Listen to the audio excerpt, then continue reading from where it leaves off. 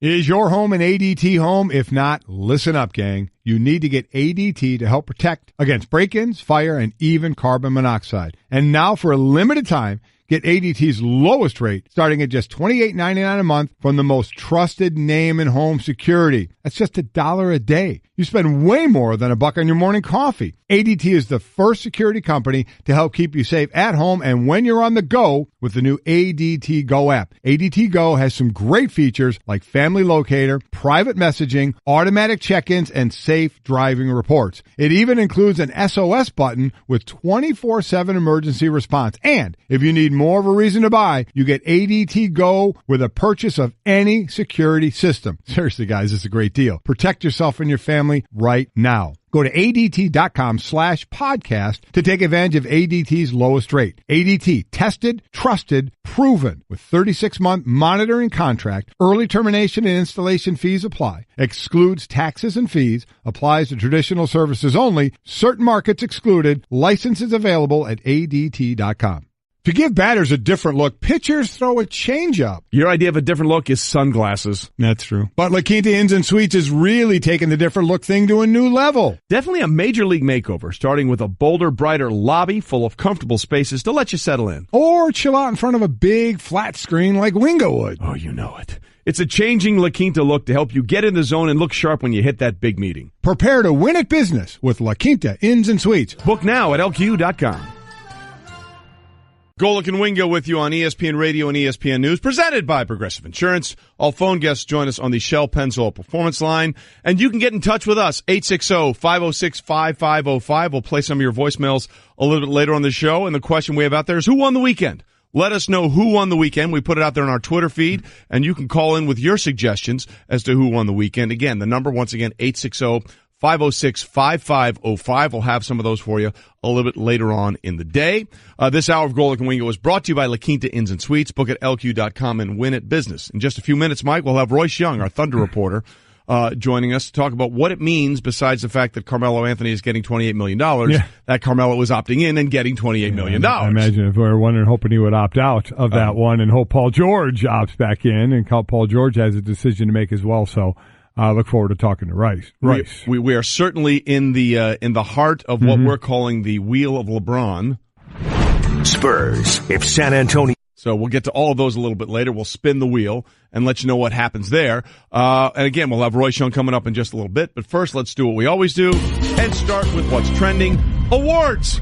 Awards are coming tonight. The NBA's MVP will be revealed Monday night from 3 finalists. James Harden winning, LeBron James not winning, Anthony Davis bronze medal.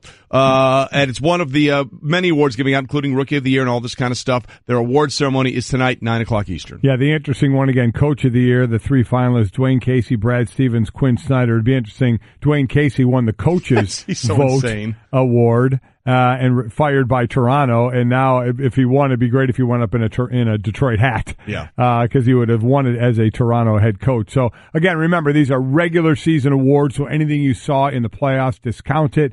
And I think one of the great things, the NHL does this, NFL does this, basketball does this, and basketball by far, in my opinion, one of the best red carpet. These guys will all try and outdo one another, some to the point of absurdity. Yeah. But these guys, they look good in good clothes. Who was the rookie that showed up with the Black Panther jacket on the inside with Wakanda in there? I can't remember who it was. I don't know. That was next level. Yeah. The lining of the jacket had Wakanda and Black Panther in there. There'll be some good stuff tonight. That was Wendell Carter? That was Wendell Carter. Yeah, that was a tremendous look going forward for him. There are certainly some people making some good money off these basketball players that are getting their clothes. Well, what did you they're perfect hangers, right? They are. They're perfect hangers. They look great. They're great athletes, and they look great in good clothes. They look great in clothes. And this is a night where they'll all try and outdo one another. Here's the real question. Will anyone go LeBron, Trae Young, and wear the suit shorts? Oh, I don't think there's any doubt about that. Unless they all think, you know what, it's been there, done that, and I'm not going to do that anymore. You have to find what's the next level thing to that. Okay, what is the next level? Well, listen,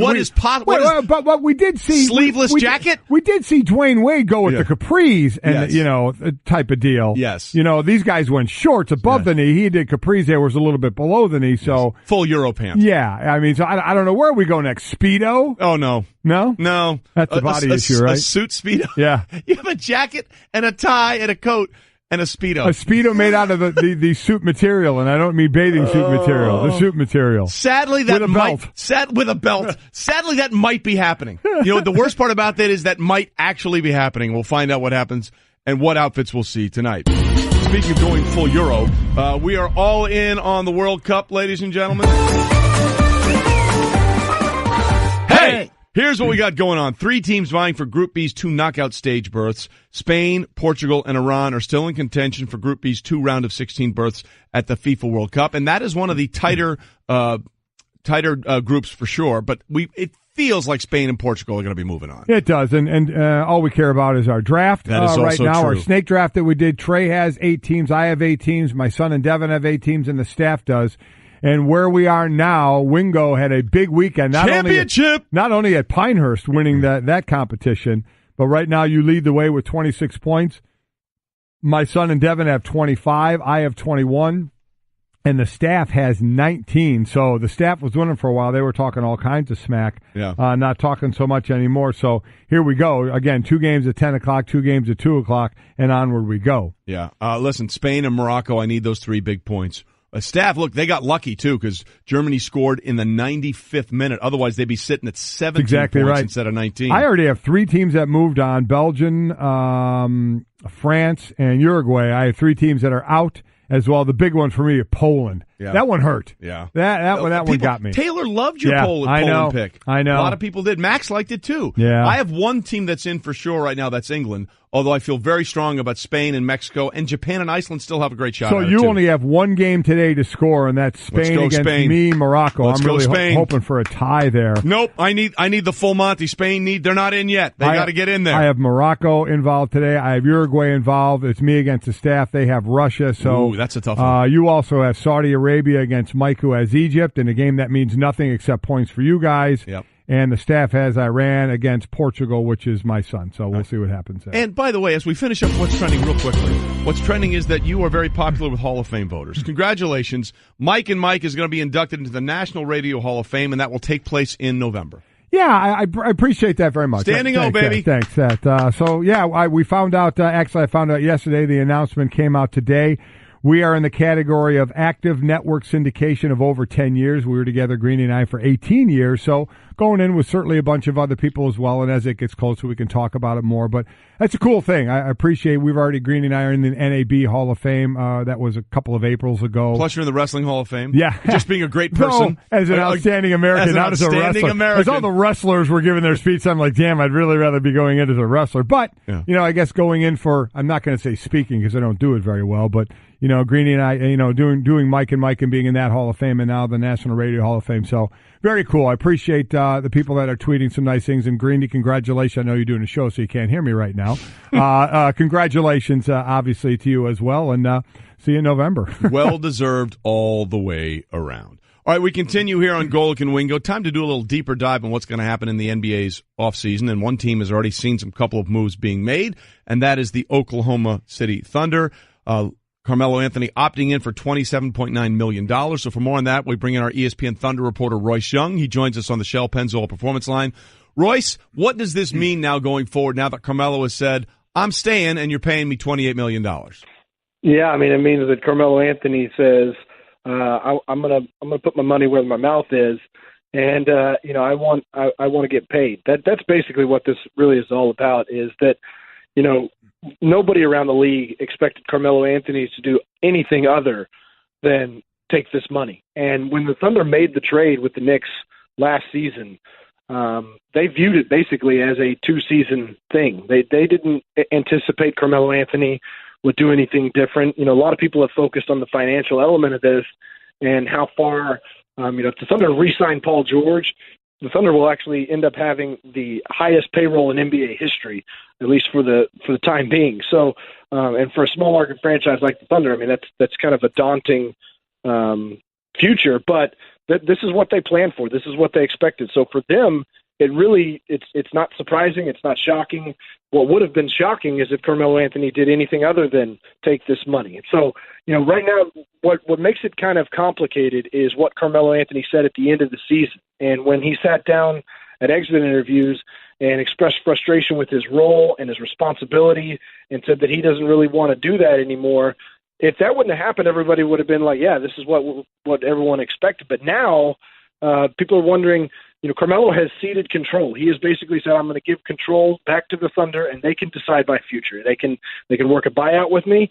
They can try to convince me to be traded somewhere because he still has his no-trade clause, or they can use the stretch provision. So Carmelo's just giving up control back to the Thunder because he wants his money. Yeah, and listen, no doubt it seems odd they could have that highest payroll, at least for a short time anyway, when they have already lost guys like Harden and Durant. Correct. Yeah. of what it possibly could have been. So Paul George, we keep talking about LeBron at the end of the week making his decision. Paul George has to make a decision as well. Any thoughts on where he may be leaning? Yeah, like right now, Mike, if you talk to people around the league, there's a growing sentiment that the Thunder – you don't want to necessarily say that they're in the lead because there's been no official meetings yet, but what I can say is that the Thunder have made a strong impression on Paul George, and there is some pessimism around other teams that are hoping to have a chance to sign Paul George, that they're going to get that opportunity.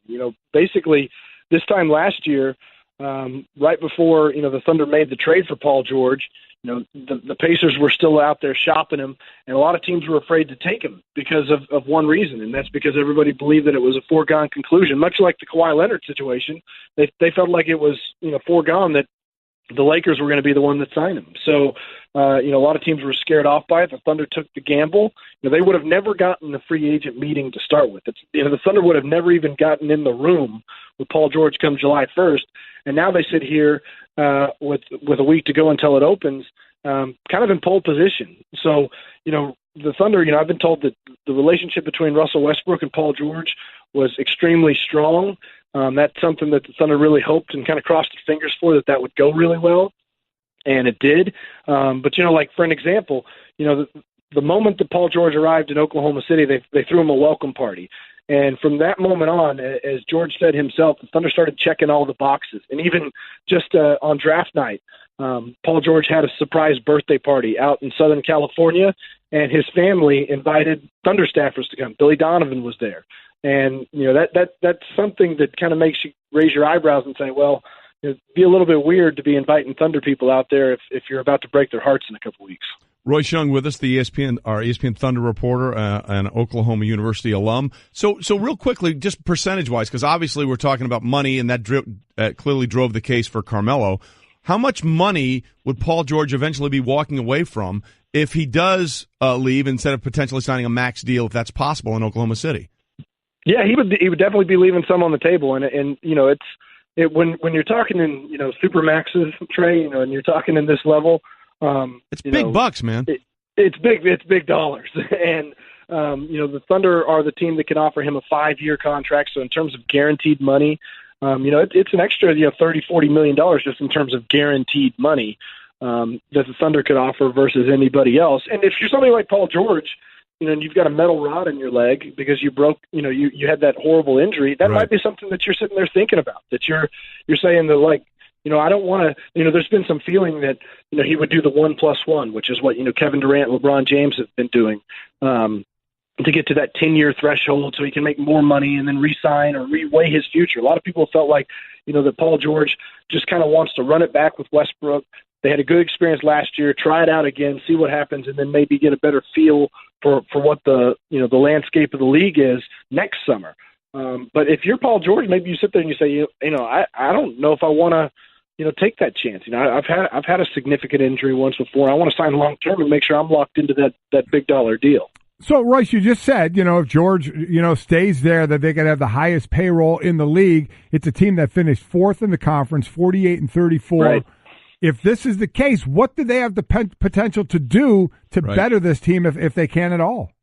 Right, that's a great question because when they made all these moves, added Paul George, added Carmelo Anthony, ownership was all in behind it, and it was something that basically, as I was told, they kind of viewed it as that's the cost of doing business in today's NBA. In a Warriors world where you've got to stack stars on top of each other, if you want to be competitive, you got to throw those type of dollars around. And now, like you said, it didn't go quite like they expected it to. And if you're ownership, you have to be saying, look, when I signed up for this and I said that I was going to be willing to pay all those dollars, that was under the prospect of being in the Western Conference Finals and going toe-to-toe with the Warriors, not going out in the first round of the Utah Jazz. So, it's something that they anticipated doing. The Thunder financially have been kind of saving for this time.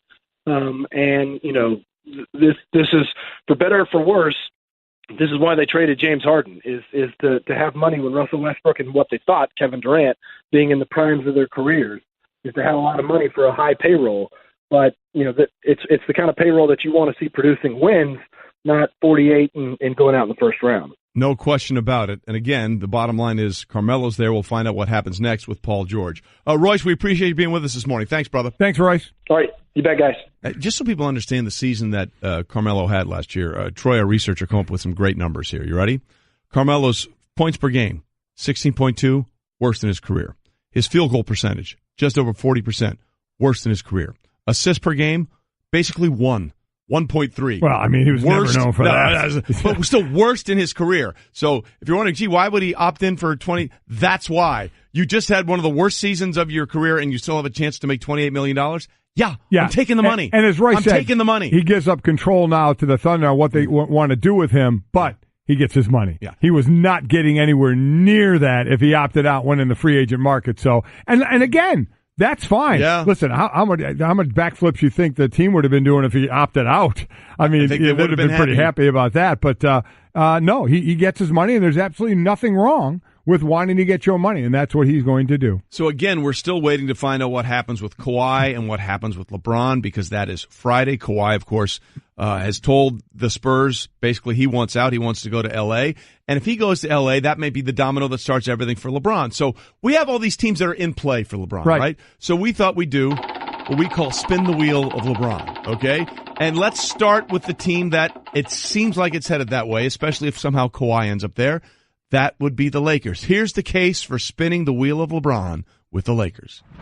Lakers. LA's front office can work its magic and create up to $70 million in cap space to sign both LeBron and another max free agent while keeping Brandon Ingram, Lonzo Ball, and Kyle Kuzma on the team. Okay, now that's interesting. Can they keep everybody? That I don't know if they can do. That I'm not sure if they're going to be able to do because with LeBron, they can. I keep adding in the trade with Kyrie. Right. The trade, they're obviously, if the Lakers end up trading with San Antonio, they're going to lose some of those guys. Correct. But we're just talking about LeBron now signing with a team and the ability to keep those guys. This is separate from a trade for Kawhi Leonard as well. So, but look, if you don't get someone like Kawhi going to the Lakers as well, is that still enough for LeBron to go there? Here's my thought. Now I'll go back to my original thought. Yes. Does LeBron still want to win championships? Is that still a goal of his? And as I've always said, you can leave or wherever you go, it's your personal reason. Some do it for money, some do it for rings. He's got money, he's got rings. Is he now, or you hear a lot of people saying it's going to be completely family oriented. It could be for that as well. But does he want to still win championships? If he's the only one that goes to L.A. and he's playing with the guys you just mentioned there, Kuzma and Ingram and Ball, they're not winning a championship. They're not getting to the finals. There's no shot they're doing that. Yeah. They're not winning it. So I guess that's my point. Even if you put Paul George and LeBron with those guys, they're not winning the finals. But I guess you could say the same thing if you were to stay in Cleveland, they're not winning the finals, but at least they can get to the finals from the East. They wouldn't even be getting to the finals from the West. But I don't know what's in LeBron's mind. Do I think LeBron at this point has a comfort level of family life in Cleveland? Yes, Cleveland, Akron area. Also has a couple of homes out in L.A., and we know what his post-career wants to do. But as I said, I don't think he has to be in L.A. right now while he's playing basketball to accomplish some of those things. He's LeBron James no matter where he goes. So I think those seem to be the two most comfortable things from a family standpoint of how much that's going to be into consideration. Cleveland, where, he has roots there, and then, or Cleveland, Akron area, and then obviously if you wanted to go out to L.A. So I'll continue what I said. If he and Paul George are with those young guys in L.A., they're not winning. They're not winning a title. But listen, if he's cool with, hey, this is a good team that we have, and you know what? Maybe in a year we'll get Kawhi Leonard. So if he goes now, Kawhi has said in a year I'm going to be with the Lakers. So if he goes there and then they get Kawhi in another year, well, maybe that's in his mind as well. I'm going to go there now. I know we have these young guys, but some of them will be gone when Kawhi, if Kawhi gets traded or is a free agent, then who they have to give up to so they can fit the money and such. But that may be in his thought process as well. And then this goes to this larger question, because we just saw, I believe he was the MVP. He's not going to get it, but I believe he was the MVP this past season. His 15th season, he played all 82 games for the first time in his career. He's 33 years old. We're sort of in the Tom Brady discussion with LeBron, are we not? We're in uncharted territory. The question is, how many more years at what he did this year do you think LeBron James physically has left? Because you're sort of rolling the dice. Yeah, I agree with that. If you say to yourself, I'll go there for 1 year and play at 34, and then when I'm 35, we'll have Kawhi come over, maybe we'll have a chance to beat the Warriors. Because you have to think 3 years maximum at maximum LeBron left, right? That's where we are. Yeah. Now, I guess the question after that is, depending on the team you have around him, what if he drops down to top 5 in the league? Right. I guess that's the question. How dare he? Where's the drop-off? At a quarterback position, tough to hides the wrong word I'm going to say for LeBron, but let's say LeBron starts to diminish in 2 or 3 more years. Right. It's still, you can have him if he's still a top 10 player, top 5 player. With Brady, you have to see where that goes and how quickly it can decline when you're the quarterback, when you're the guy with the ball every single play. I know LeBron's the guy with the ball just about every play now, but you can change that, right? You can start to shift that around. Can't do it with Brady. No. He's starting with the ball every single play unless you go to a 60-run, 40-pass offense. Which they're not doing. Which they're not going to do. It can happen a lot quicker as far as the age taking over and taking your skills away there, I think, than anywhere else. And that leads us to this other discussion, which would be, how much would LeBron be willing to do that? I mean, if you've been the guy for 15 years and suddenly you're going to be guy 2 or guy 1A at some point, and they'll say it's better for you to keep your play. That's a hard thing to do sometimes. You look at Kobe. When Kobe said, I'm not going out averaging 16, 17, 18 points. I don't want to do that. Yeah. So his was more from a personal standpoint because their team wasn't winning anything. Right. LeBron has been in the finals all that time, so I get that. But for Kobe, it had been more of a personal thing of, I'm not letting my play drop this much. I'll walk away before that happens. So for LeBron, it could be the same thing years down the road, certainly not now. No, and we'll find out by Friday whether or not he's staying in Cleveland or he's going to go somewhere, and all the things we did for Spin the Wheel will make sense, or it'll be a wasted effort on our part. That'd be fun, though. Golic and Wingo, presented by 1-800-Flowers.com. Surprise a friend or loved one today with a bouquet from 1-800-Flowers.com. When you order a dozen multicolored roses for only $29.99, you get another dozen absolutely free. Go to 1-800-Flowers.com/ESPN. Is your home an ADT home? If not, you have to get ADT and help protect against break-ins, fire, and carbon monoxide. For a limited time, get ADT's lowest rate starting at just $28.99 a month from the most trusted name in home security. Go to ADT.com/podcast to take advantage of ADT's lowest rate. With 36-month monitoring contract, early termination and installation fees apply. Excludes taxes and fees. Applies to traditional services only. Certain markets excluded. Licenses available at ADT.com. Hey everyone, Mike Golic here. Support for the Golic Wingo podcast comes from our friends at Rocket Mortgage by Quicken Loans. Chances are you're confident when it comes to your work, your hobbies, your life. Rocket Mortgage gives you that same level of confidence when it comes to buying a home or refinancing your existing home loan. Rocket Mortgage is simple, allowing you to fully understand all the details and be confident you're getting the right mortgage for you. To get started, go to rocketmortgage.com/Mikes. Equal housing lender, licensed in all 50 states, NMLS, consumeraccess.org number 3030. Geddy Lee and Rush getting you going on a Monday morning. Golic and Wingo on ESPN Radio and ESPN News and the ESPN app, presented by Progressive Insurance. All our phone guests join us on the Shell Pennzoil Performance Line, and that's where we find our next guest. ESPN's Karl Ravech joins us now this morning. And I have to say, for those that don't know, in 1988, in Binghamton, New York, myself, Karl Ravech, and Bill Pito were all working together in that town at the same time. So I have known Karl for a long, long, long, long time, and we're delighted to have him join us this morning. How are we, Karl? We are rock solid. We did not have Geddy Lee. We had Imagine Dragons in town last night, here in Omaha last night at the old Century Link Center, where, of course, they had the Olympic swim trials years ago, which I'm sure is well aware of. I've been there and watched them at times. Absolutely right. The question, though, is more of a thrill calling the college baseball championship or working with Trey in Binghamton, New York? That's an easy take the W there, Karl. Take the W. Yeah. I'm going to go with B, but A had a lot of very interesting moments. We were chasing around, 11-year-old and 12-year-old aspiring Olympic gymnasts and seeing who could get the story first. So we've moved past that. No, seriously, it was interesting, man. It was funny, and I'll just a little behind the curtains thing here. Bill was the first to leave, and he got a weekend job in Syracuse. And we were like, "Oh, this is great!" He hit the big time, big Syracuse. And then I left to get a job in the Lehigh Valley, and that was good. Then Karl got a job in Harrisburg, so he was doing well. Then I went to St. Louis, and Karl called me and said, "Yeah, it's great you're in St. Louis." Then like 2 months later, I turn on and Karl's here at ESPN. I'm like, "Son of a!" Yeah, he beat me there. He won. But it was funny. We all sort of watched each other go through this thing, and it's great that we've been doing this now here very cool. for over 20 years. So tell us about what makes this event so special, Karl, because you are the baseball guy. You've done Baseball Tonight forever here, and among the many things that you've done, but you really love doing this College World Series. I do. I mean, I'm really fortunate. I do Little League World Series, which is another one of the favorites. The atmosphere, and having been, you guys know this, being around college sports in any form is great. You have guys that are going to be at the major league level probably within 1 or 2 years, and I think this field and this final between Oregon State and Arkansas has more high-impact major league prospects that we'll see over the next 2 or 3 nights, depending on if we go 3 games, than I've ever seen in a College World Series final. There are 3 first-rounders on Oregon State's team now. There's a whole host of second, third, fifth-rounders on Arkansas with first-rounders who are still freshmen that we'll see in 2020 be in the top of the draft. So I think from a baseball, just hardcore baseball perspective, better players than we've ever had as a collective group on the same stage.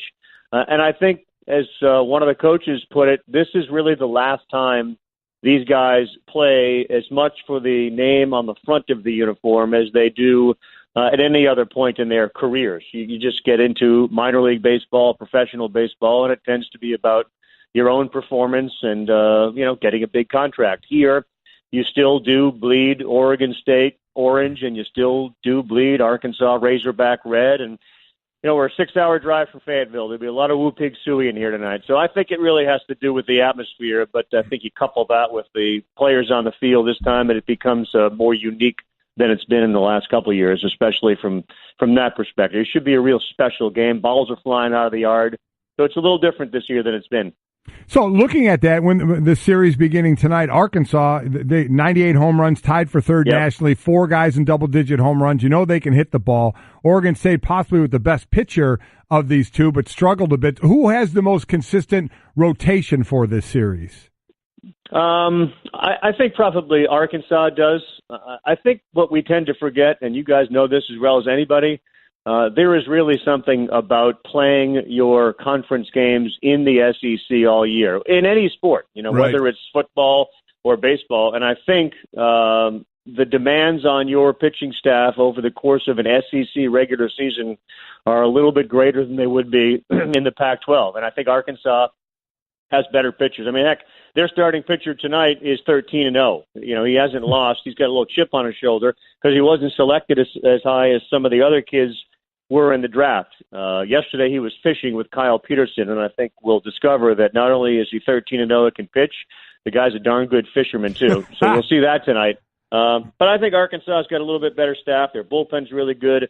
Top to bottom, their offense is outstanding. And as I say that, Oregon State's offense, guys, has a leadoff hitter that went number 4 in the draft to the Minnesota Twins. They got a guy that hits 5th, who's Buster Posey literally reincarnate, except he's a switch hitter and will likely be the number 1 pick in next year's draft. Kid's name is Adley Rutschman. So if your team stinks in the majors and you get the number 1 pick, that's likely going to be your Buster Posey for the next 10 years. Well, I think a lot of people would sign up for that, no question. Karl Ravech is with us on the Shell Pennzoil Performance Line as the finals of the College World Series get tonight. Look, I know you mentioned the pitching and that one guy that's 13-0, but how much of this is really going to be about raking? Because Arkansas is hitting .330 in the College World Series, and that would be the highest mark ever in College World Series if it weren't for the fact that Oregon State is hitting .351 this season. So it sounds like we're going to see a lot of offense more than stellar pitching. Well, we've been very critical of Major League Baseball for strikeouts and for lack of contact. We've had a ton of contact here this year, and it's not that wood on ball, it's the aluminum on ball. It makes a different sound. At Rosenblatt, a few years ago, that was synonymous with 20 to 18 games. We don't get those, but we're averaging double digits in runs this year. There's action, there's stolen bases, there's hit and runs. You don't see as many shifts as you do at the major league level, but I think to your point, it will come down to both teams. And I think both teams, after yesterday's interviews, believe this is a 3-game series. There's a great deal of respect. When you get to that top of that Oregon State order, you're dead. Once that thing turns over, you're in big trouble. Multiple times they've come from 3 runs back. But you watch Arkansas 1-9. David Fletcher's brother, who plays for the Angels, Dominic, is here, has hit multiple home runs. So there's a lot of guys, especially the young guys. If you're into watching freshmen perform on a stage like this, you're really interested in Arkansas. You want to watch some upperclassmen perform, you're interested in Oregon State. But for the first time, I agree with you. And the weather dictates everything here, guys. If the wind is blowing in, you see outfielders basically sandwiched between second and third base. You have like nine fielders on the infield. But if the wind's blowing out, which it's been doing all week here, you'll get home runs and you'll get offense. And we're in for at least 2 nights of that. So I think you're right. I think you'll see offense, and I still think I'd lean towards Arkansas in that regard. But I would think in the end, this is a terrific toss-up series. I'd be surprised if it doesn't go 3 games. Karl Ravech joining us, calling the College World Series tonight, 7 o'clock on ESPN. Game 1, best of 3 between Arkansas and Oregon State. 1 in Major League. We were talking about Bryce Harper is going to be a free agent, not having a great power season, but not a great hitting season. Mike Trout could be having the best season anyone has ever had all the way around. One's going to be 27 later this year. One's going to be 26 later this year. You could take one and have him for the rest of his career. Which one you taking? Life sucks for those guys. I would go with Trout. And I've been a Harper guy for most of his career. And again, this is do you like ketchup or you like mustard? You want to take a honey dip donut or you want a chocolate frosted donut? I like both. They're both. You like both, exactly. That's sort of the answer. You like them both. I think you have to really look at what Mike Trout is doing with regards to not only historical context, because I'm not one of those that like to compare him with Mantle or Ruth or any of those guys, but it's an easy comparison, and he shines on every level. I think you got to compare him to his contemporaries, and he has easily been the best player in Major League Baseball since he showed up, and this year may be his best year. So there's no evidence to suggest that Bryce Harper is going to have another one of those, what is becoming, unfortunately, a little more unique seasons where Trout is doing this every season. So I think now I cast my vote for Trout. Yeah, it's gotten to the point where if he doesn't go 4 for 4, it's like, what's wrong with Mike Trout? I mean, that's sort of the way it's gone. Hey, Ravi, thanks for being with us this morning. Have a great time calling the games tonight. We look forward to hopefully being a great 3-game series in the finals of the College World Series. Yeah, thanks for having me on, boys. I appreciate it. Karl Ravech worked at WBNG in Binghamton. I was at WMGC in Pete. All 3 of us at the same time. Yeah. It's really cool. And, all 3 of us ended up here. Which was that back in the day when the teleprompter you had to work the foot pedal, or were you? I can tell you some in stories. the modern times. That was in the modern times. That station, not in the modern times. No teleprompter. Oh, really? No teleprompter for the first 2 years. Wow. You couldn't get in trouble by reading whatever was put in the teleprompter. That's exactly right. It was a struggle, but it actually helped me because did it? Had to. Well, I think that. Okay, maybe not. I just saved hundreds of dollars by switching to Geico. I feel like a whole new person. Disclaimer, you will not become a whole new person. This is impossible. You might be able to join a gym or diet program, buy a new wardrobe, get hair implants, but your DNA and physical form will remain the same. Geico waives any and all liability if you attempt to become a new person, except a cyborg. If you choose to become a half-human, half-cybernetic organism with lasers for eyes, the Geico legal team would be cool with that, because, quote, laser eyes are pretty sweet. Pew, pew, pew, end quote. Geico. 15 minutes could save you 15% or more. All right, Golic and Wingo here with you. We're in that portion of the year, Mike, where you don't have a lot of NFL news, and it makes us sad. Mm-hmm. So whenever we get a chance to hit the golden tones, it's so good. It's good stuff, but this one isn't. We're wondering why this isn't a better story. Correct. So a reporter for TVR Sports in Canada put out this tweet. Laurent Dieterneef a fait une demande officielle à la NFL pour ajouter le 13 MD devant son nom de famille, son nom Sardel, mais la NFL a refusé. Il espérait que le récent buzz médiatique interrompt sa graduation puisse faire changer les choses. Did you say all that correctly? Do you have any idea? No idea. But thankfully, we can translate the tweet. Go ahead. Which says, Laurent Tardif, who's an offensive lineman for the Chiefs, made an official request to the NFL to add the letters MD in front of his last name on his jersey, because he is an official medical doctor. He just got his doctor's license after finishing medical school. Right. But the NFL refused. He hopes that the recent media buzz surrounding his graduation can make a difference. So the NFL hasn't officially commented on this, right? Nor has Tardif, but that tweet came out, and it got us wondering. What would be the downside to this? Yeah, listen, obviously, I'm saying obviously like I know. I would like to know, and we'll try to get somebody on from the league to explain it. Again, there's been this is reports they're turning him down. Correct. Because he said he's already started a conversation with the league, but that was a while ago. All I can think of is they don't want to set precedent. Now, my thought is, who the hell else is going to try?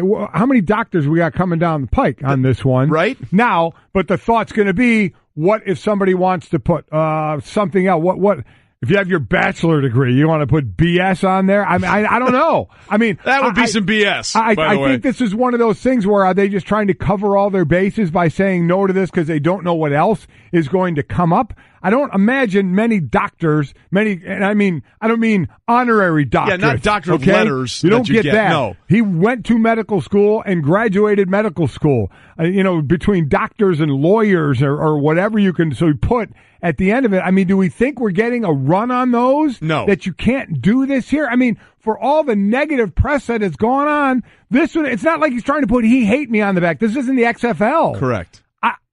The only thing I can think of is they don't want precedent of somebody else coming and trying to give their reason for putting something at the end of their name. Well, what I don't understand about it is they've already sort of given players latitude. RG3 had Griffin III on the back of his jersey. We've seen juniors. We've seen seniors out there. So and I get it, it's their name, and this is not their name, but we've already seen them relax that situation. And to me, Mike, this seems like an easy win for the NFL. Because obviously there's a lot of people that have concerns about football with CT and all that kind of stuff. Right. You have an actual medical doctor playing in the NFL. It would seem to me that would be something that they'd want to promote. That would be something that can say, look, we have really smart guys that play in this league. It's not just, look at all those thugs or hooligans. No, there are really smart guys that do really good things in their off season, as witnessed by an offensive lineman who was plowing people over. And, by the way, when he's done, he's going to work and help people save lives. I mean, that to me, I get it if their line in the sand is, well, it's not his name, it's his business. So can you make the comparison to junior, senior, the third? I mean, when my son was playing, it said Golic Jr. Right. Now, I wasn't playing then, so you didn't have to differentiate. Right. Golic Sr.'s playing and Golic Jr., so the Golic Jr. was on the jersey. And is that the same to have senior, junior, the third, the fourth, I think MD? I think the delineation they can make is, while that is still something we didn't used to do, that is still your actual name. Exactly. And this would be an advertisement for what you do away from football, which I get. But to your point, are we going to have a run of DDSs, dentists on there? That's the thing. I mean, are we going to have a bunch of guys that are going to be tax attorneys and put a Drew Brees CPA? Yeah. I don't see that happening. I think this is just, we're not going to get into this business. We're not going to start it because you never know what's going to come down the road. Right. So, by the way, we'll see how this plays out. And I hope they relax this. I do too. But real quickly, Mike, we put out there, give us a call in on who won the weekend. And I think this voicemail may sum it up best. I'm 71 years old, fighting cancer, and woke up this morning on a Monday watching Wingo and Golic on ESPN News. So I won the weekend. Well, man, first of all, appreciate that so much, and we continue the best for you in your battle against cancer. And that's awesome. Keep those voicemails coming. We got some other ones that we'll play a little bit later, one that I know you're going to like. Oh, okay. That's but again, cool. I would just say to the NFL, just think about the PR that this would get for you. I think it would be a good thing going forward. I get it. There used to be guys that find you if your socks weren't the right size. I think they're still doing that. Oh yeah. But they do. This seems like an easy win, and I hope they take the W. I really do too. All right, coming up, the third round of the World Cup stage kicks off in about an hour. Will Portugal or Spain be left out of the knockout round? Maximilian Bretos will join us in studio when we come back. You stay classy, America. Washing my nose, oh yeah. I'm a shower curtain, and I do one thing. Keep water from leaking everywhere. So you see why I feel useless compared to Geico, who does so much more. Like, not only could Geico save you money, but they've been around for over 75 years. And they give you 24/7 access online, over the phone, or on the Geico app. And they've got a 97% customer satisfaction rating. They do all this while I have to listen to this chucklehead. Oh, good, he stopped. Washing my toes. Oh, great, an encore. Geico. Expect great savings and a whole... Is your home an ADT home? If not, listen up, gang. You need to get ADT to help protect against break-ins, fire, and even carbon monoxide. And now, for a limited time, get ADT's lowest rate, starting at just $28.99 a month from the most trusted name in home security. That's just $1 a day. You spend way more than $1 on your morning coffee. ADT is the first security company to help keep you safe at home and when you're on the go with the new ADT Go app. ADT Go has some great features like family locator, private messaging, automatic check-ins, and safe driving reports. It even includes an SOS button with 24/7 emergency response. And if you need more of a reason to buy, you get ADT Go with a purchase of any security system. Seriously, guys, it's a great deal. Protect yourself and your family right now. Go to ADT.com/podcast to take advantage of ADT's lowest rate. ADT, tested, trusted, proven. With 36-month monitoring contract, early termination and installation fees apply. Excludes taxes and fees. Applies to traditional services only. Certain markets excluded. Licenses available at ADT.com. Delta is here to help people in pursuit of their goals. And with the ease of booking travel on the Fly Delta app, pursuing your goals has never been easier. You'll also get notifications as you go, giving you peace of mind throughout your journey. Hope your Monday's off to a good start. Glad you're with us. Golic and Wingo on ESPN Radio and ESPN News, as well as the ESPN app. We are presented by Progressive Insurance. All phone guests join us on the Shell Pennzoil Performance Line. You can get in touch with us on Twitter at Golic and Wingo or leave us a voicemail, 860-506-5505. Lots to get into, including we're welcoming in the studio Maximilian Bretos. Yes, we are. ESPN LAFC voice joins us in studio, Hello. giving us a straight talk. Brought to you by Straight Talk Wireless, best phones, best networks, no contracts. Just a generic hello to anybody who's listening and watching. Good morning. Hello. That's awesome. We love Max. So, Max, we are deeply ensconced in the World Cup. It's incredible. Yeah, we are I'm so blown away ensconced. the enthusiasm in this room for the World It's Cup. fantastic. You can tell it's genuine. Oh, we got a lot to get to with our scoring and stuff like that. But we wanted to bring you in on another kind of controversy because we're actually getting some pretty good tweets about it. So I wanted to ask you, you saw that this Laurent Tardif, the offensive lineman for Laurent Duvernay Tardif. There you go. I forgot the Duvernay. Sorry. Oui. The starting guard for the Chiefs, graduated from med school and asked the league if he could put MD at the end of his name. And the league just said no. And we were basically like, boy, what a chance for a league that's kind of getting punched around a little bit PR-wise. What a nice move it would have been. And the only thing we can think of is maybe they didn't want to set precedent for others. Open the door, basically. Trying to do. In case other doctors start rolling. And then, you know, knights. because we were like, oh, wait a minute. What could, Sir Tardif. Yeah. What could other people possibly do?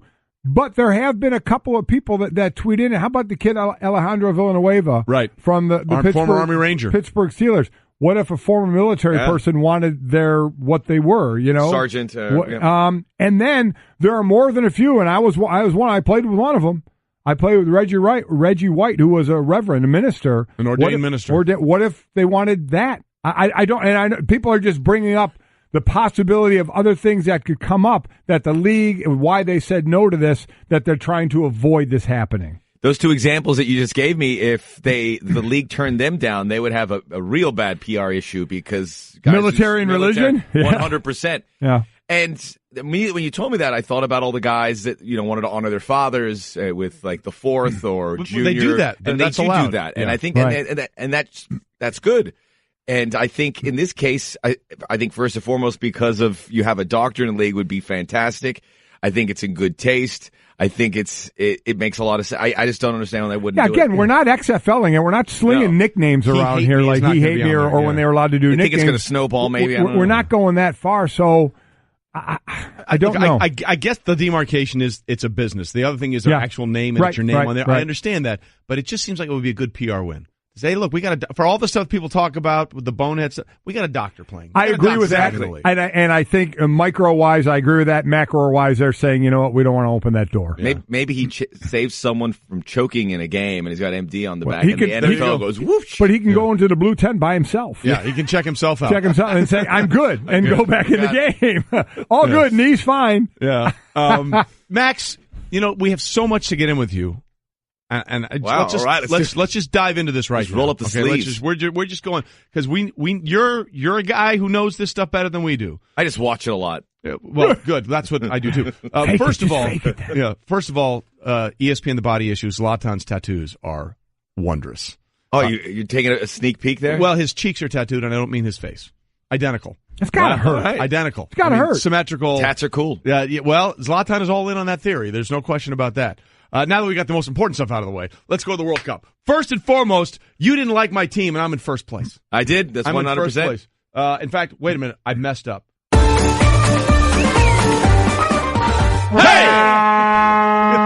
We are all in on the World Cup. That is our World Cup sounder. Again. Is that new? Yes. That is. Yeah. Oh, good. Hey! There we go. Again, we have 4 teams. Trey has a team. I have a team. My son and Devin are a team, and the staff has a team. Wingo leads now with 26 points. Big weekend. Had 10 points over the weekend. Mike and Devin have 25. I have 21, and the staff has 19. So it's pretty close. They've been set adrift, the staff there. Yeah, they've kind of been pushed out a little bit. But Trey holding the lead, but not for long. Yeah, you could get back there, and the junior and those guys could get back today because there's a lot happening. You have 4 games as opposed to 3 for the next 4 days. Right. And here the question then becomes, with some of these teams that have been eliminated or some of these teams that are already in, where's the effort level going to be, right? Because some of these teams that are eliminated, do they put on a good face? Because then that affects somebody else in the draw and how that works out, right? So that's the real question going forward with some of these teams that are just playing out the string. They'll put on the best face possible because this is a rarity, especially if you look at the teams that have been eliminated. Saudi Arabia and Egypt are playing. Saudi Arabia, Egypt. Egypt haven't been in the World Cup in 28 years. Iran, Morocco. Iran's not been eliminated, but Morocco has. These are teams that if they get a win, even though they don't continue, this would be a famous victory because it'll say, it's like winning the NCAA tournament if you're a 14-15. We won a game or whatever. Right. It's something so like you don't think that's going to be a problem for those teams? The only issue is a team like that, their rosters are so thinner than the big boys that it's going to be tough to have a third game effectively played that you would have had when you had fresh legs and fresh ideas at the beginning of the tournament. But the effort will be there because it's really important for those countries to go back with a win if possible. Well, it doesn't sound like it's too important to Mo Salah from Egypt. He's talking about quitting. I mean, you buy that? He said he wants to quit the team? Well, we've seen with the Chechen leaders, I think it was, and there's some political riffraff going on there, it's just devastating because you see a guy a month ago playing the Champions League final. His whole world is there. He's about to play with Egypt in the World Cup, and then the injury happens, and then it just falls apart, and Egypt are not going through. So it's just, for me, it's difficult to take all in because of that reason. But I hope things come out the other end. He kicks it back next season and does it again. So those are teams that are out. How about for like Uruguay and Russia who are in? Is there anything to how they're going to play, to how their seeding could be going forward? I was thinking about that, and look, you want to win the group. Winning the group is going to get your opportunity of moving through the tournament a little bit better. But in this case, the winner of this group plays the second place team in Spain or Portugal, and I think it's kind of a wash. And the way the tournament's gone with some other teams, if you look at how the bracket's unfolding with Germany and Argentina possibly not winning their group, it's all been thrown out of whack. But I think the rule of thumb is, hey, let's win the group. That's going to improve our chances. Let's go out and get that. So they are going to push hard, both those teams, to get a victory. All right, Max Bretos is with us, the ESPN LAFC voice, and also does plenty of work here across a lot of platforms for us. So let's start first and foremost with that game today between Egypt and Saudi Arabia. It matters because I have Saudi Arabia and I need the points. Who do you like in that contest? Well, based on what we just said, maybe the Saudis have a little bit of a better shot. The Egyptians, the disappointment. Keep saying things like that. Look, I think Egypt, that does smell like a tie, or I think Egypt have the better talent, but Saudi Arabia have, after an awful start where they allowed 5 goals to the Russians, played better the second time around. They do have some attacking verve, and this is This is a kind of the pressure's off, whereas Egypt, the pressure is on because they need a win and the whole situation with Mo Salah. So I'm feeling the Saudis a little bit, Trey. Love it. I hate to say that because I don't want yes. me, after what I said last time with your picks, to get away from me early. No. I'm all good with this. This is you against Mike. Mike has Egypt. You have Saudi Arabia. So we'll see what happens. And then the big one between you and I, Spain and Morocco. You have Morocco. I have Spain. Look, Morocco's eliminated. He's making me nervous. I was praying for a push here, for a tie. He thinks it's possible. I think Morocco's played. They've been one of the unluckier teams, along with Peru, for not getting anything and getting knocked out. They were there. They should have beaten Iran and then ran with Portugal. Just couldn't get. They lost 1-0. I think with Spain, I'm really intrigued to see the starting 11. I think this is the time where they have to move things around. If I see the right adjustments, I think Spain can win and win comfortably. But if they kind of stick with the old guard, which has really been not impressive in the first two games, I think Morocco could hang it. Morocco would look. You go back home and you say you beat Spain. Yeah. Even though you didn't advance, you get a parade. You get a parade. Where we are right now, wherever your top three was in the beginning, is it still your top three now? Is anything shifted by what you've seen? So I would have said Brazil won, Spain, Germany, France in that order. Right. Kind of. France has been very impressive. So France, I think, would stay up there. I think Brazil on form, you maybe drop them a bit, not much. Germany, you drop them, but you still feel, look, maybe they've recuperated from that opening loss. And I think Spain is also off the boil a little bit. I think Belgium may make a thrust. But you know what? Belgium and England, I have to be a little hesitant because of the opponents, Tunisia, and I don't know enough because of who they play. Tunisia and Panama. We'll know more about the next game. And I think that's probably where you have at the top. I don't think Croatia's the one team that I think that's come out of the blue that probably. So I was just going to say, which team that you didn't expect is making that move? That would be Croatia. Yeah, and I think they have the look of a team that can make a good run because what we've seen is whoever can own the midfield has done well, and they have two of the best midfielders in the world in Luka Modric and Ivan Rakitic, who play for Real Madrid and Barcelona. Yeah. Excuse me. And it's Golic in the midfield to Rakitic. Look, that would be great. Yeah. I like that. Very nicely done. Your Your family was like Slovenian? Yep. Okay. We had the H out of it. Where was Golic? Yeah, that's what it was, yeah. We dropped the H. Golic. I like that. Yeah. You should have stuck with that. Golic back in the net. I like that. You know what? I didn't have a choice. Yeah, it's probably true. Wasn't really up to me. Yeah. That'd be cool. But they have a great midfield, so they have a shot to really do very well. Okay, so if they're doing well, the question is any team been more disappointing than Argentina? What has gone on? I mean, with the talk going into this World Cup that neither Ronaldo nor Messi had really ever lit the world on fire in a World Cup scenario. Ronaldo, good. 4 goals, including the hat trick in the game against Spain. I needed 2 there instead of 3 from him. You're not well, Trey. I'm a little angry about that. And then you have Messi, who had 11 shots against Iceland, missed a PK and a free kick, and I don't think he touched the ball in the second half of their last game. What's going on with Argentina and Messi? They're playing everything through him, and it's not working. I have a massive. This will never happen. I'll get destroyed for even suggesting this. Well, then by all means, do it on our show. Okay. So Jorge Sampaoli, their coach, is going to lose his job if they don't go through. They were even talking about losing the job before this game. Aren't they out already? No, if they win, they win. If they beat Nigeria, they say they win by a couple goals, they're in. Okay. And then other things have to fall into place. But I think if they win, they'll find their way in because they have that point against Iceland. Right. Move Lionel Messi to the bench. Bench Messi. Oh, wow. Let Paulo Dybala, who is this playmaker in the former Messi, come in and have his swings for like 45 minutes and then bring Messi in at the half.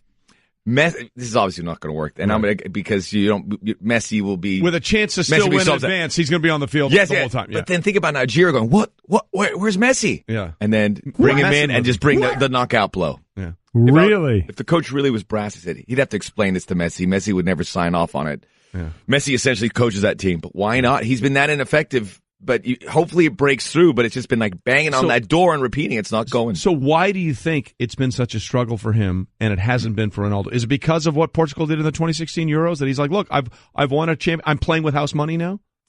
That has to help. And I think knowing what you can do. And what was interesting, I think, is Portugal in the second game against Morocco. That's the kind of, I think, result we're going to see from Portugal going forward. Score a goal, maybe by Ronaldo, and defend and squeeze the life out of a game. It's not going to be pretty, right? But that's how they did it in the Euros.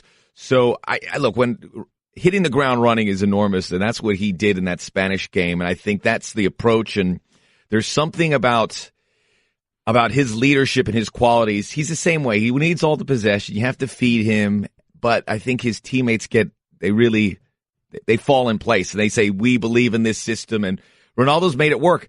His teammates are as average as the Argentine teammates that Messi's group is getting vilified sort of like for. LeBron and the Cavs. Right, but if you look at the Portugal lineup, they have a couple young guys alongside him in attack that are unproven, and defensively they're old and kind of been there and a lot of tread off the tires. So it's not a good team, but it's Ronaldo just pushing the right buttons. Well, but certainly pushing the right buttons. They could be out too here if things fall. That's what makes today such a compelling So you game. think Iran has a real chance against Portugal? Iran's been great. Yeah. Iran won a game, and they had the Spanish on the ropes. And when they fell behind Spain, they proved that they could score a goal because they had some good chances. So I would not underestimate Iran here. Didn't you wonder if Harry Kane's his last goal was? I was going to say Harry Carey for a second. No. Harry Kane. Yeah. Well, yeah. I mean, the third goal in Harry Kane's hat trick against Panama, it went off his heel, and now I'm not sure if he was he trying to do that, or did it just sort of bounce off there? I would, if it's Harry Kane, whatever happened, he probably did. It was unbelievable. He's that good. It was incredible. I mean, he and Mexico and Ronaldo both have 4 goals apiece in this World Cup. Who's been the more impressive player, Kane or Ronaldo? Kane. Yeah. I just think why? Because that was automatic for you. Because of the arrival status. I think Ronaldo's free kick is maybe, along with Toni Kroos's free kick, the two great moments. We need to talk about that in a second. But that was remarkable. But I think with Harry Kane, granted the opponents aren't thick, with all the pressure that comes with the English. The pressure's a little bit off Portugal because of what they did 2 years ago, and Ronaldo doesn't feel pressure. Right. But England will come out and just smack these teams. And to get the winner against Tunisia when it looked like it was lost, and it was Harry Kane. He did this play where he just separated from the defense and no one followed him, and then he heads the ball in, and he's just got this ease about him. I just see that this is his arrival, and I think England's going to have a very nice tournament. Wow. Listen, I'm all in because they're one of my teams. Yeah, I There's bet no you question are. about it. I bet you are. Let's go back to Proving to be a great captain too, Kane. Let's go back to the Germany-Sweden game because I don't know best game of the tournament. Oh, it was fantastic. And I was watching in the Philadelphia airport, and John Lithgow was sitting in there with me. Get out of here. I'm not starstruck much. I had to say, I'm a fan of your work. I love you. And he was like, yeah, whatever. You should have. He was very polite. It was very polite. Was he watching the game though? He was in, man. You should have given him like a little soccer go. Hey, Boateng's been a disaster out there. Well, what do you think? Should we? And then he got run off. So, but again, I was afraid like he knew much more about soccer than I did. So you were jumping down that road, going down that road.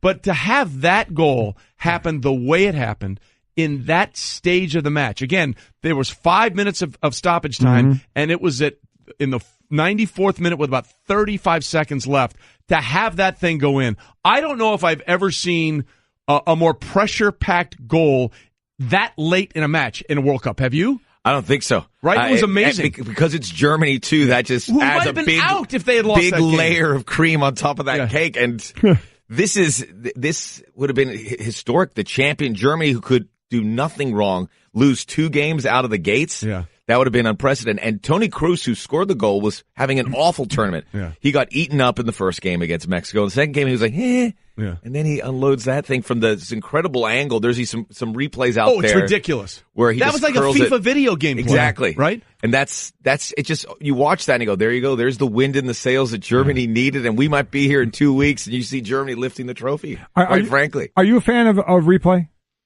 No. You're not. They got it right a couple of times. They got it right. Like in the Neymar flop was fantastic. Oh my gosh, yeah. They got that one right. But they muddle the waters elsewhere. So it's not like there's clarity. For instance, plays in the 18-yard box off a cross or a corner kick where a guy's being held, they'll call it. And then other times it happens every play, but they decide when they decide to call it. And I don't like what's going to happen to the officials because they're going to be under the microscope. If they make a call and it's wrong, players are already ripping them. You can see them. The dialogue is nonstop. It's really annoying. I go lay off the officials, and then the referee's assistants are told not to put their flag up, and that's driving me batty because they come up late because they want to make sure the replay could have it. I think it helps one situation, but it hurts another. Maybe that'll clear up. I really don't think they will have 100% clarity ever, and the referees in the end are going to be. They're in a tougher spot, right? They are. Yeah. All right, Mexico. Are you surprised? I mean, Chicharito's been great, but are you surprised that they were able to back up the huge win because that's been the case with Mexico. They'll have that big win, and then they'll have that letdown. So how much were you impressed that they were able to avoid that in their second game? Massively, because I mean, when I was in LA, you talked to the Mexican fans, everyone was down in the sense. I mean, there was optimism, but they're here we go again. Well, we beat the team we're supposed to, but historically, they did it 4 years ago. They tied Brazil, and they were beating the Dutch, but then they'd have a letdown here and there. They would lose to Holland eventually. But that was the letdown, and they overcame it. And even at the end, it got a little testy, and they pulled through. 2-1, yeah. But everything doesn't matter as long as they have to get to a quarterfinal at least, or this will be, despite beating Germany, this will be a failure. So they have to win that group to hope to avoid Brazil. Although I think that at this point they might prefer to play Brazil than a team like Switzerland, because Switzerland's the kind of team that is earmarked to knock out Mexico.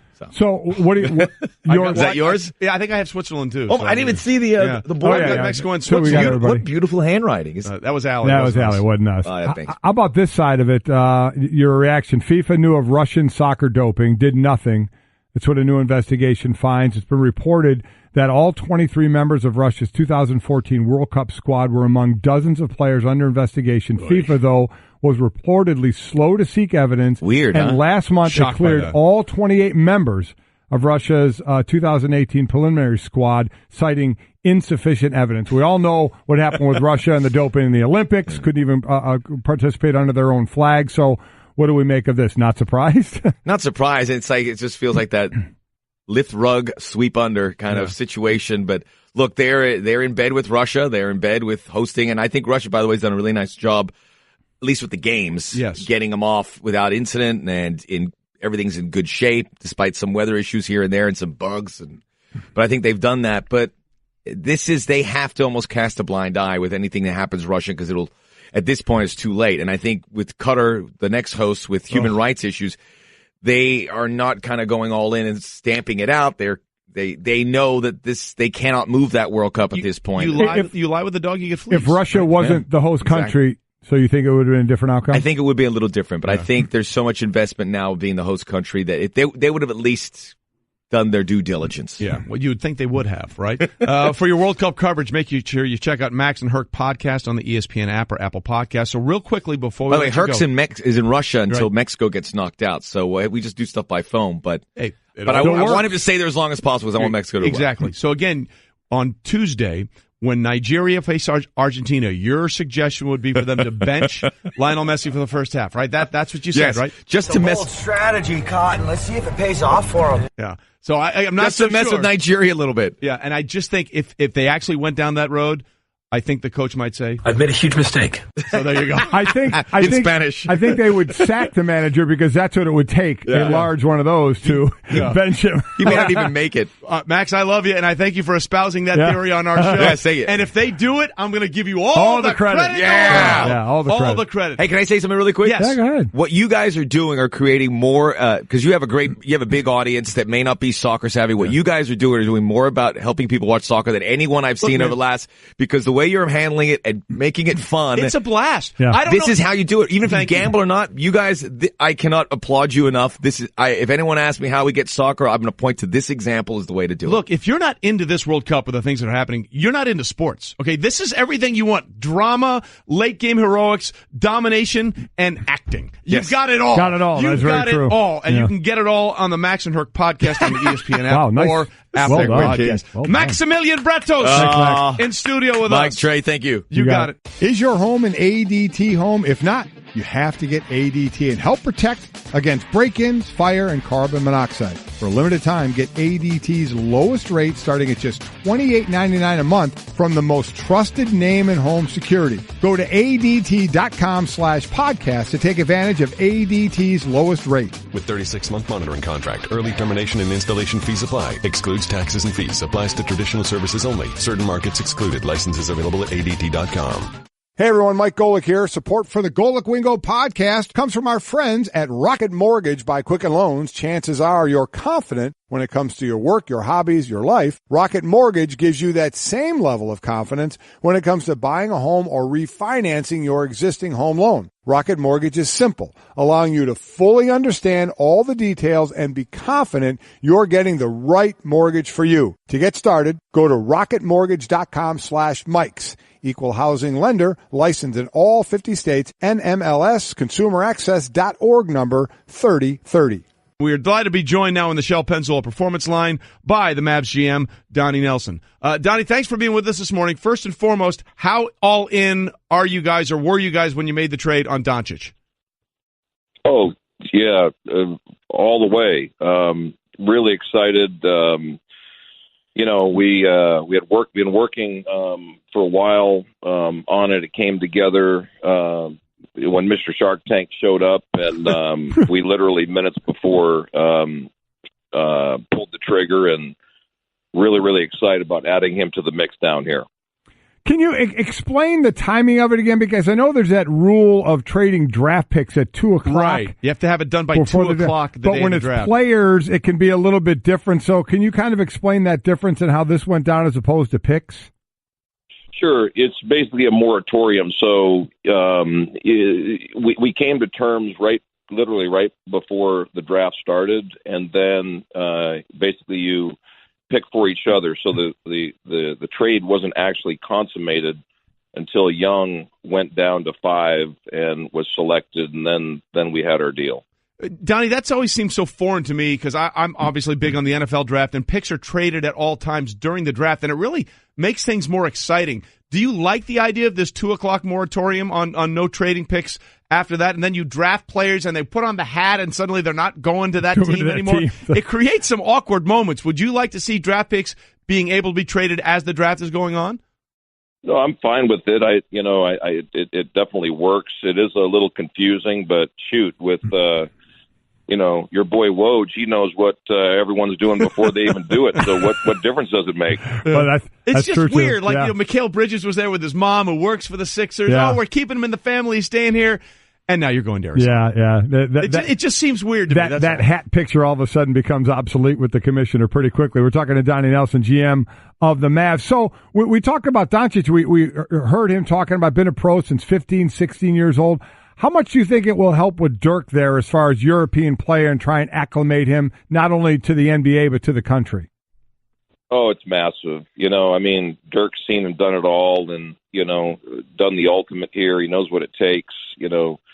Dirk's first 2 years here were difficult. They were, remember back in the day when he was getting thrown around like a rag doll, and he and Nash kind of were fighting through some tough times. And it's a little bit of a trip back in time, with Dennis Smith Jr. and, Luka. And so they're going to be going through some tough times. So it's really important to have leadership with Harrison Barnes and, obviously Dirk, being from Europe and being able to help him through those difficult moments. Donnie Nelson with us, the Mavs GM. Of course, they made the trade during the draft. They traded the players, and they ended up with Luka Doncic. Listen, we've heard all kinds of talk about Doncic. He's this, he's that. He can do this, he can't do that. When it's all said and done, what is the thing that you like most about what Doncic is going to bring to the team? He makes his teammates better, and he wins. I mean, he's just his DNA is winning. He's done it at every level, done it at a very young age. When we were interviewing him, he said the thing that he really loves to do is pass. And, when you have those players, passing becomes infectious, and that's how teams get better. If you look at, Golden State, the way that ball moves, around the perimeter, everyone can shoot, everyone can pass, and it's, that's the way the game is going. So he's an important step for us in that direction. What's the first step? Well, what does he first do? And kind of in my sport of football, when guys are drafted, some are put immediately into their starting spot. Some it takes obviously a little bit more time. What's the expectation here? Yeah, no, I think the same as Dennis Smith last year. Rick is committed to, if earned, putting in the starting position, and we're kind of getting focused in on the future pieces of the Mavs, and the next step. And so, and the first step was actually last Friday when we had the press conference, and he showed up in Texas for the first time, and he knew who the Cowboys were, and he knew where Six Flags was, and that was about it. Well, listen, though, that's a good starting base. Yes, it is. In the Dallas-Fort Worth area, if you know where on I-30 Six Flags is, and you know the Cowboys, you're off to a good start. As we're talking to Donnie Nelson, the Mavs GM, we should not just skip over this. You talked about winning being part of the DNA for Doncic. You've also added Jalen Brunson to the squad. Talk about winning DNA there. What did you like much about him and the 2 championships that he won at Villanova? Just really, we had a chance to coach his dad briefly at Golden State, and Leon Rose, who's a longtime friend, that was his first client. And so to have Leon, come down, and Bill Duffy was Steve Nash's, agent, join us for the press conference Friday was really, really cool. It's almost like a deja vu moment, but no. Jalen brings, winning DNA through and through. He, like Luka, has done it on every level. And when you get guys like that in the locker room, good things happen. Donnie, we had Adam Silver on last week, and he talked of, and the reports out there, the one and done possibly being over by 2021 or 22, one of those years because of trades and things like that. Are you for that? Are you ready to see that go by the wayside? I think it's a reality of where things are going. I think, the NCAA is really tired of, the one and done situation. And so I think it's an inevitability. And so, it's going to be different for sure. But I think, with the G League and the success that we've had there, I think we'll be ready for it. Well, it'll certainly be a change. And perhaps the most important question, as Mavs GM Donnie Nelson is with us, will the Mavericks in any way, shape, or form help Doncic get a meeting with Jennifer Aniston? Yeah. As that is one of his stated goals. Hey, priorities. Mark's already working on that. Oh, yeah. Cuban could pull it off. Now we get the Tiger, and it's all good for Luka Doncic. Donnie, we appreciate you being with us this morning. Thanks so much. Thanks, Donnie. All right, gentlemen. Have a great week. You too, pal. Washing my nose, oh yeah. I'm a shower curtain, and I do one thing. Keep water from leaking everywhere. So you see why I feel useless compared to Geico, who does so much more. Like, not only could Geico save you money, but they've been around for over 75 years. And they give you 24/7 access online, over the phone, or on the Geico app. And they've got a 97% customer satisfaction rating. They do all this while I have to listen to this chucklehead. Oh, good, he stopped. Washing my toes. Oh, great, an encore. Geico. Expect great savings and a whole lot more. All right, Golic and Wingo with you on a Monday morning. Hope your week's off to a good start. And we have some news about LeBron because we're all about... This is LeBron Watch. Again, he has to decide by Friday whether or not he's opting out of his contract in Cleveland and passing on $35 million, is it, or 33? 33 point something. 220, 221, Seriously, 33 point to 35. I mean, whatever, kidding? just a rounding error at this point. However, this story comes to us from our great NBA reporter, Ramona Shelburne, that the billboards have gone up in several cities around the country trying to recruit him, finish the process, is what we saw in Philadelphia. LeBron James has said he's not going to go through a dog and pony show of presentations from all these teams. Eventually, he doesn't want to hear a pitch. In other words, he doesn't want advertising. People to come and say, "This is why you should do this," and a presentation. So he also isn't going to go to the Hamptons and let teams come to him. And well, he might do that. Yeah. We saw what happened with the Hamptons 5. Yeah. So maybe he needs to go to the Hamptons to find himself a Hamptons 5. He says he'll speak with a club official or an owner at some point, but the elaborate presentations that have been common, he's not into it. No. And listen, everybody again does it differently. There's no wrong way to do it. We know what he did when he went to Miami. I mean, well, that might be the wrong way. I think he would say, in hindsight, that might have been the wrong way. He did raise some money, certainly for the Boys and Girls Club, but it didn't ended up not looking great for him. Well, we saw what Kevin Durant did by, I'm going to be in the Hamptons. Anybody want to come make a pitch? That's where I'll be. And we know a lot of the Golden State guys that went out there to talk to him. So there's different ways to go about it. For LeBron, been there, done that, right? I mean, there's not much he hasn't done in this league. So this is yet another decision where I don't know if he really cares or thinks or cares about what people think about the moves he's going to make. But, some people will jump on him if he leaves to go to another team again. Yeah. As I've always said, when you're in kind of a no-win situation, do what you're going to do, man. Right. I mean, you and your family. That's what you worry about. Okay, not what everybody else is going to be thinking about. As a Cleveland fan, because that's the city you're from, as the Golic family is there, as we found out when Max Bretos was in here. Are you a little more optimistic that he might stay because of what we've been hearing, and people are saying like he's looking for the Cavs to give him a reason to stay? Do you feel a little more optimistic? Well, about it? The Cavs giving him a reason to stay. I mean, what's the reason? They can't really do anything. Again, I'm not going to go by their draft pick of saying, oh yeah, now he's all in. I don't care who they drafted. I don't just mean about their pick. I mean anybody's pick. That wasn't what he's looking for. They don't have a whole lot of room to do a ton with this team. But again, if he said family is going to be a lot in this decision, then the comfort of staying where he grew up or where he's from in that area, there certainly has to be something to that. And then as far as what he wants to accomplish, if you know that Kawhi in a year might be with the Lakers, maybe he goes there now. Maybe he opts in for one more year. I don't know. Right. He could do that as well. It does seem like that he's trying to keep as low profile as possible during this thing. I don't blame him for that. I mean, my God, the guy's the center of attention wherever he goes. I mean, he doesn't need to be the center of attention of this out publicly for it, and I think he understands that as well. And I'm not to say people don't look to be the center of attention with sometimes their social media, the way they go about that. But this one, as I said, been there, done that, and about the most visible way you can do it, having a show on where he's taking his talents to. Yeah. Now, you know what? It's going to be a little more under wraps. It is. And again, it has to happen by Friday. Well, Friday, if he doesn't opt out by Friday, do we know what time of day it is Friday? Is it like a noon Eastern or whatever? I'm not sure the answer to that, but if we don't have the answer by Friday, which means he's staying in Cleveland. I would imagine it's 11:59 at night, but I don't know that for a fact. I'm just guessing. They move these deadlines now. around. Let's just throw out those guesses, like Bretos' decision to bench Messi, which what could possibly go wrong there? Exactly. All right, we asked a lot of people on Twitter who won the weekend. We put some categories out there, some suggestions for you. We also had people calling in about who won the weekend, and we had this phone call I think we have to get to.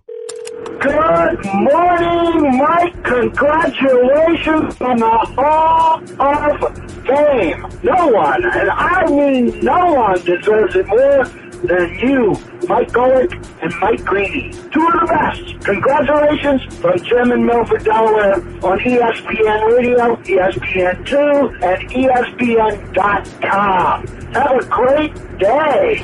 I love the fact that he always gets in all the platforms. Jim from Delaware is impressive. Awesome. He's not the feisty little nugget that Tony is. No. But Jim from Delaware comes strong every day. I and appreciate again, that. Going into the Hall of Fame, you and Mike Greenberg for your the National 10+ years. National Radio Hall of Fame. We're in the category of syndicated national show for over 10 years. We're together 18 years, so we beat the 10-year mark. And the announcement, just came out today. The induction is November 15th in New York. So very cool for all the people that worked on that show over those years, and certainly, most importantly, Greeny being my partner there for 18 years. So congrats to him as well. It's pretty cool.